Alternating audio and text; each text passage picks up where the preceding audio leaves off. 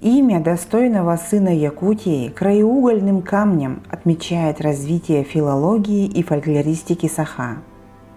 Георгий Устинович Гермогенов родился в Эрисском наследии Западно-Кхангаласского улуса Якутской области Российской империи.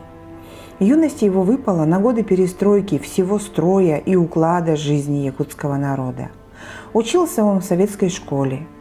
Свержение царской власти, становление новой власти в Якутии, кровавые годы гражданской войны, первые многообещающие шаги и меры советской власти – все они стали частью юности и отрочества Георгия Устиновича.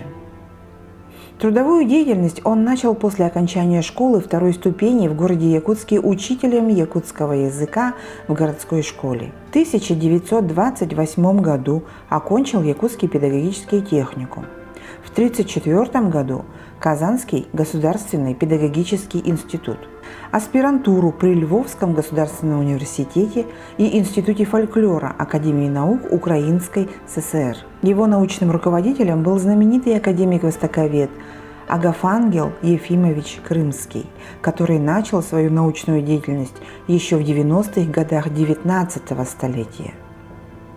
Эргис первым из якутских фольклористов защитил диссертацию на соискание ученой степени кандидата филологических наук. В 1930, 1931, а также 1934 и 1935 годах он ученый-секретарь Комитета алфавита при Центральном исполнительном комитете ЯССР. В 1935-1936 годах научный сотрудник Института языка и культуры при Совете народных комиссариатов Якутской АССР. В 1936-1939 годах Институт языка и письменности Академии наук Советского Союза. В 1941-1943 член авторского коллектива, создававшего учебники при Народном комиссариате просвещения ЯССР.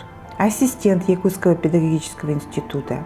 С 1943 года возглавлял работу по фольклору в Якутском институте языка, литературы и истории. Разрабатывал методические пособия, готовил научные публикации образцов устного народного творчества с русским переводом. Исследовал якутский фольклор. Заслуженный деятель науки ЯССР в 1962 году. Было присвоено это почетное звание. Отец Устин Гермогенов был из рода легендарного белого шамана Эргиса. Великий Аюн Эргис был родоначальником жителей Западно-Хангаласского улуса. Он был похоронен в 15 километрах от Покровска в низовьях речки Покровка. Именно по имени этого шамана и назвали родовые земли предков Георгия Устиновича, когда в Якутии на рубеже 18-19 веков начали образовываться первые наследия. Ученый взял себе фамилию по имени своего великого предка, по названию родного наслега. В 1933-1934 годах Георгий Устинович принимал участие в разработке терминологии и орфографии якутского языка. За годы работы написал множество методических руководств и иных трудов, посвященных якутскому народному эпосу, якутским сказкам, песням, мифологии. Переводил на русский язык классиков якутской литературы. Кроме монографий и самостоятельно составленных трудов, он записал, подготовил к изданию и снабдил научным аппаратом эпос «Нергун Ботур стремительный Аросина», изданный в 1947 году, а также двухтомный труд «Исторические предания и рассказы якутов», опубликованный в 1960 году.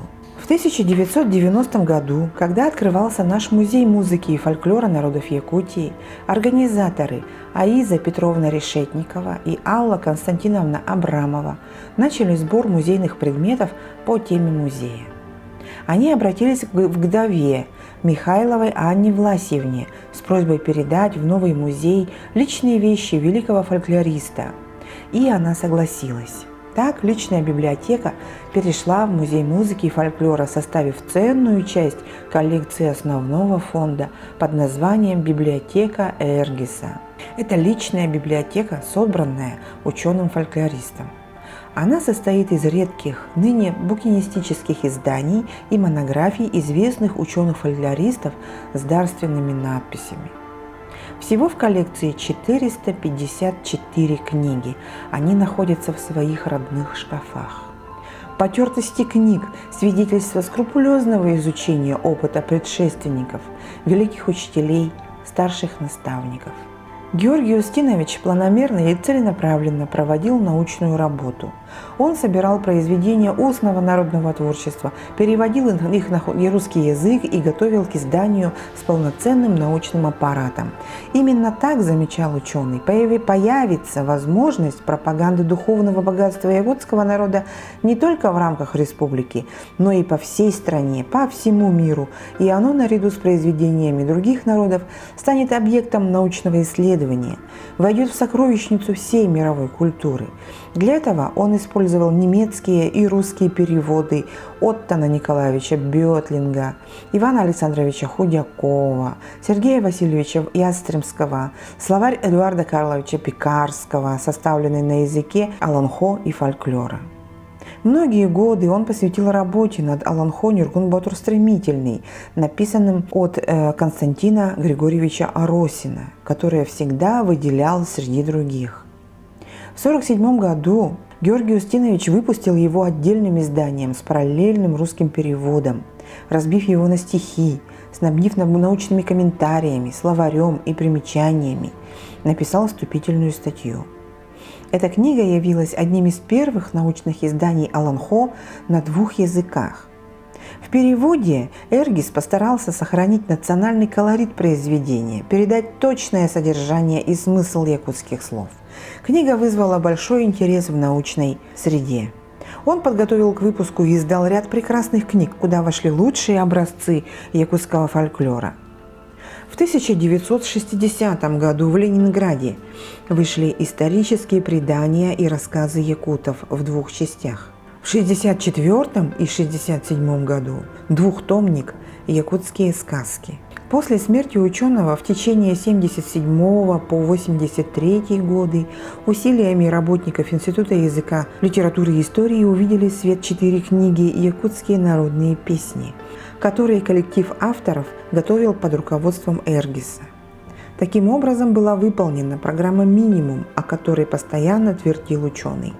Эта работа и сегодня продолжается в рамках проекта академической серии «Памятники фольклора народов Сибири и Дальнего Востока». В эту серию вошли 4 тома, посвященных якутскому фольклору: Аланхо Бурнашова «Кыз дебелие», Аланхо Каратаева «Могучий Эр Сагатох», книга «Предания, легенды и мифы народы Саха», обрядовая поэзия Саха. Всю свою жизнь Эргис посвятил всестороннему изучению якутского фольклора. Он видел перспективы научной работы в установлении тесных связей с другими фольклористами Союза, центральными научно-исследовательскими институтами, придерживался научных приемов историко-сравнительной методологии. Эргиса очень высоко ценили академик Жирмутский, профессор Проб и многие другие видные ученые России и союзных республик. Эргис ушел из жизни 9 июля 1968 года. Заслуга его в том, что он основал собственную школу по изучению фольклора народов России, тюркских и монгольских народов с обширными научными связями по всей России и за рубежом. У него много последователей. В настоящее время якутский героический эпос Аланхо Нюргун-Батур Стремительный Аросина, изучению и пропаганде которого Эргис посвятил многие годы, по решению ЮНЕСКО был включен в список шедевров устного нематериального наследия человечества.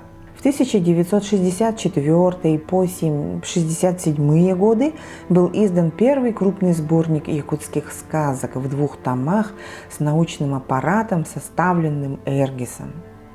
Сборник содержит 132 текста с переводом на русский язык, отобранных из 600 записей, собранным Институтом языка, литературы и истории и лично составителем сборника. До выпуска данного сборника было издано всего лишь 32 текста с переводами на русский язык в отдельных фольклорных сборниках. Тексты сказок в сборнике подаются в том виде, в каком они были записаны со слов рассказчиков. Как указывает якутский фольклорист Петр Никифорович Дмитриев, это один из главных принципов собирательской работы Эргиса – точность записи из уст сказителя, певца-импровизатора и рассказчика. Записывая фольклорные произведения непосредственно с голоса исполнителей, он стремился точно передать своеобразие напева, языка и сохранить особенности произношения певца. В виде приложения к первому академическому сборнику текстов якутских сказок Эргис включил систематизированный свод сюжетов, собранный и изданный до 1964 года. По-другому данный указатель называют «Сюжеты якутских сказок». Это является первой научной тематической классификацией сюжетов якутских сказок.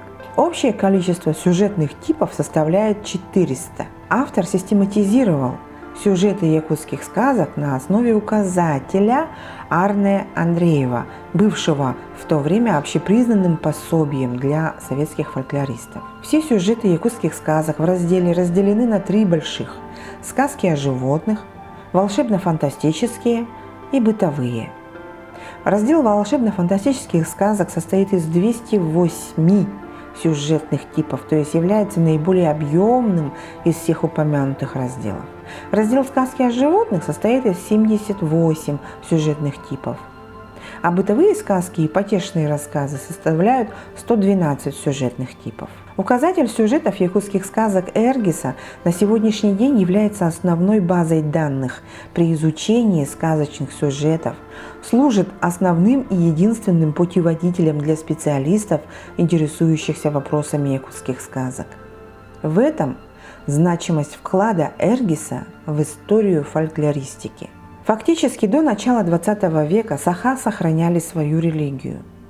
Эргис опроверг мнение об отсутствии этического начала в воззрениях саха, показав, что в мифологии и религии саха резкое противоставление добра и зла. Традиционному мировоззрению саха свойственно не рабское и не царское, а дружественное и сыновнее отношение к природе. Он показывал, как художественное творчество зарождалось в рамках мировоззрения народа, а затем фольклор стал самостоятельной формой культуры. В советскую эпоху саха, отказавшись от религии, сохранили любовь к героическому эпосу Аланхо. Николай Васильевич Емельянов был учеником Георгия Устиновича. Он окончил заочное отделение Якутского пединститута, и Георгий Устинович его пригласил на учебу в аспирантуру, чтобы подготовить хорошего специалиста-фольклориста для дальнейшего изучения народного творчества. Николай Васильевич под его руководством написал и защитил диссертацию на тему народных поговорок как жанра фольклора и в дальнейшем стал ведущим ученым по эпическому фольклору саха.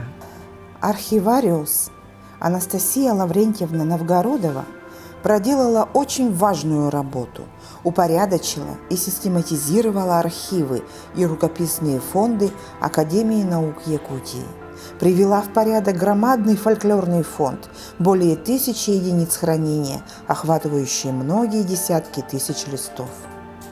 Она работала вместе со всеми исследователями, записывавшими устные народные произведения. Участвовала в составлении сборников якутских сказок и эпоса.